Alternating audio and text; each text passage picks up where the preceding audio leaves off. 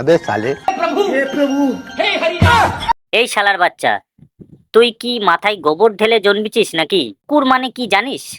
শান্তি, ঠান্ডা জল, পান বাঁচানোর জায়গা। আর তুই এখানে নামছিস হলুদ ঢেলে টেন্ট করতে। এটা টেন্ট না রে ভাই, তোর পাগলামো।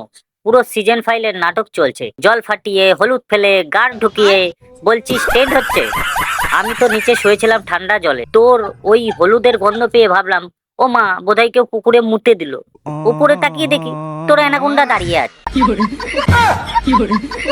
প্যান্ট পরে আসার সময়টাও পাসনি, একটা গামছা পরে এসেছিস পুকুরে। তুই নিজেকে কি ভাবিস রে? তুই পুকুরের মধ্যে গাঁটটা ঢেলে জল ঢুকিয়ে রিল বানাবি, আর তোকে কেউ কিছু বলবে না?